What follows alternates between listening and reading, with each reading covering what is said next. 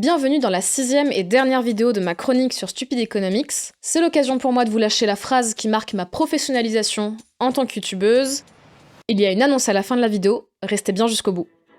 Si je vous dis qu'on va parler d'un indicateur économique, vous pensez peut-être « Oh relou les indicateurs, c'est chiant, c'est complexe et c'est pas drôle ». Eh bien laissez-moi vous surprendre avec l'indice Big Mac, nommé d'après le fameux hamburger de McDonald's. C'est un indice qui a été créé à moitié comme une blague par le journal britannique The Economist en 1986, mais qui est aujourd'hui utilisé très sérieusement et même enseigné dans la plupart des cursus d'économie parce qu'il permet de découvrir quand les pays mentent. Bon ok, on va pas s'exclaffer de rire non plus devant cet indicateur, mais avouez qu'ils ont fait un effort pour ajouter un peu de fun à l'économie.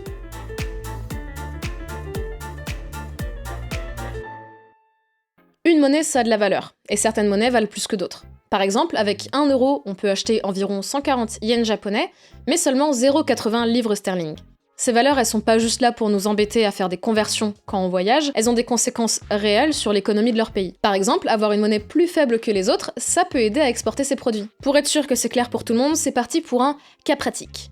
Imaginez que vous êtes un habitant de la zone euro et que vous voyagez au Japon. Là-bas, le ticket de bus coûte 200 yens. Si 1 euro égale 140 yens, alors vous pourrez prendre le bus pour 1 euro et 42 centimes. Mais si la valeur du yen chute, et que du coup, avec 1 euro, on peut acheter, par exemple, 200 yens, alors là, votre ticket de bus à 200 yens ne vous coûtera plus que 1 euro. Bon, là, le ticket de bus ne peut pas s'exporter, mais ça marche pour tous les produits. Si le prix ne change pas, mais que la valeur de la monnaie change, alors le prix en monnaie étrangère va changer. Du coup, nouveau cas pratique, imaginez que vous êtes un pays qui échange avec le reste du monde, et que vous cherchez une façon d'augmenter vos exportations, pour augmenter le profit de vos entreprises, favoriser l'investissement, augmenter les salaires, et finalement essayer de gagner au grand jeu de la mondialisation.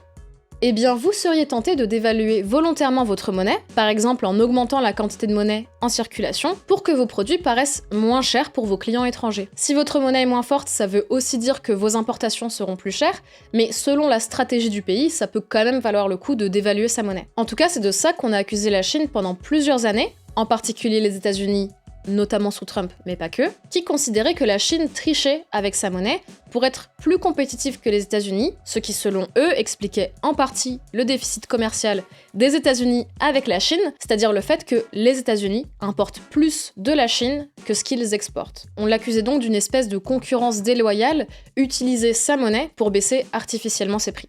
Et c'est là qu'arrive l'indice Big Mac. Pour reprendre la définition de The Economist, l'indice Big Mac est un guide léger pour savoir si les devises sont à leur niveau correct. Grosso modo, ça part d'une théorie selon laquelle, dans un monde globalisé et sans coût de transport, les produits identiques devraient avoir le même prix partout dans le monde. Alors c'est théorique, hein, les économistes savent bien que déjà il y a des coûts de transport, que les réglementations sont différentes selon les pays, etc. etc. Mais en gros l'idée c'est de dire que le Big Mac c'est un produit assez unifié qui se vend presque partout dans le monde, donc normalement il devrait avoir plus ou moins le même prix partout. Petite précision, le raisonnement existait déjà avant l'indice Big Mac, les économistes comparaient des paniers de produits, comme ils disent, de différents pays, mais ça pouvait être compliqué de trouver des produits équivalents et comparables entre les pays, donc l'indice Big Mac permet de simplifier la méthode, et c'est aussi son caractère simple et ludique qui l'a rendu si populaire. Donc, si aux États-Unis, un Big Mac vaut 5 $ et qu'en Chine il vaut 20 yuan, alors ça suggère que le taux de change devrait être de 1 $ égale 4 yuan. Mais si on regarde le taux de change sur les marchés et qu'en fait 1 $ est égal à 6 yuan, alors on peut penser que le yuan est sous-évalué de 33%. Si on regarde les vrais chiffres de l'indice Big Mac de janvier 2022, il suggère que le yuan est sous-évalué de 23,9%. Sauf qu'en fait, comme je l'ai dit plus tôt, c'est pas ultra réaliste de penser que le Big Mac devrait coûter partout pareil. Il y a des coûts de transport, le prix de la main-d'œuvre, et même parfois la taille des portions qui changent entre les pays. Donc même si un indicateur n'a pas vocation à être parfait, on peut quand même reconnaître ses limites et essayer de trouver des corrections. Et dans le cas du Big Mac, The Economist publie depuis 2011 une version corrigée de son indicateur. Il prend en compte le PIB de chaque pays pour intégrer le fait que dans les pays moins riches, la main-d'œuvre par exemple est moins chère, et donc ça explique en partie le bas prix du Big Mac. Et donc si on regarde l'indice Big Mac de janvier 2022, mais cette fois qu'on regarde l'indice qui prend en compte le niveau de PIB, on voit que le yuan serait sous-évalué de 0,1%, autant dire presque rien.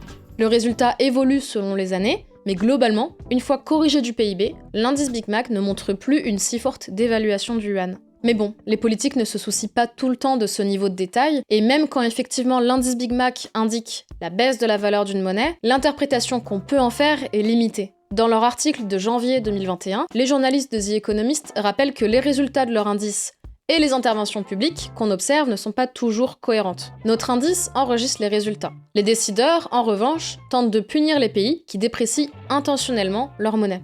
L'indice Big Mac ne nous dit rien sur les intentions politiques des pays. Il ne nous dit pas si la monnaie a été dévaluée volontairement ou si la perte de valeur est due à une évolution économique qui échappe au contrôle de l'État. Bref, l'indice Big Mac reste un simple outil pédagogique et simplifié, qui aura créé d'autres petits indicateurs du genre, comme l'indice Starbucks, ou bien l'indice iPod, avec l'avantage que les iPods sont tous produits au même endroit, donc avec le même coût de main-d'œuvre, mais le désavantage de ne pas prendre en compte le coût de transport. Et surtout, qui a encore un iPod en 2022 ? Ou même des indices Netflix ou Fortnite pour justement répondre à ce problème de coût de transport. En tout cas, le point commun de tous ces indicateurs, c'est qu'ils se basent sur des produits ou des services similaires qui se sont exportés presque partout dans le monde, pas partout, mais presque partout, en tout cas assez pour que ça permette de comparer des situations dans un large groupe de pays de manière simple et accessible pour les non-experts en statistiques. Plutôt que de devoir expliquer qu'il faut faire un panier de biens avec différents produits types de chaque pays auxquels il faut donner différents coefficients en fonction de tel et tel critère. Les économistes, la plupart du temps, utilisent ce type de modèle plus complexe dans leurs recherches, mais au moins ça permet d'enseigner rapidement des notions complexes à des étudiants ou à des spectateurs curieux de Stupid Economics. Bon, j'ai une autre histoire un peu différente sur l'indice Big Mac. Il aurait été manipulé en Argentine pour camoufler l'inflation dans les années 2010 environ. Si vous ne l'avez pas déjà vu, je vous encourage à aller voir notre vidéo sur l'Argentine, vous y verrez entre autres que le pays est bien habitué à l'inflation. Mais cette fois, pour dissimuler un peu l'ampleur de l'inflation, le gouvernement aurait décidé de s'arranger avec McDonald's pour baisser le prix du Big Mac. Comme ça, quand son prix allait être utilisé pour les calculs de l'indice, il aurait été bas, comme s'il n'avait pas subi l'inflation. J'insiste sur le conditionnel parce que je ne sais pas à quel point tout ça est sûr, je n'ai aucun détail de qui exactement aurait été à l'origine de ça, comment ça se serait négocié ni rien, mais j'ai quand même pu retrouver des blogs et des articles qui racontent que du coup, le Big Mac n'était pas affiché dans les grands écrans lumineux au-dessus des comptoirs, mais seulement dans les menus plus petits sur les côtés, parce que comme le prix était si bas, l'enseigne ne voulait certainement pas trop le mettre en avant, et donc on voit des photos prises à l'époque qui montraient le prix dérisoire du Big Mac en comparaison aux autres burgers. En tout cas, sachez que The Economist publie des mises à jour de son indice 2 fois par an, en janvier et en juillet, et dans ce monde d'après-Covid, où des choses nouvelles arrivent à nos monnaies, comme 1 dollar égale 1 euro parce que le dollar prend de la valeur et l'euro en perd, ça reste un outil parmi tant d'autres pour observer l'inflation de nos monnaies, les conséquences des politiques monétaires des banques centrales, et l'actualité monétaire en général. Et oui, tout ça entre deux bouts de pain.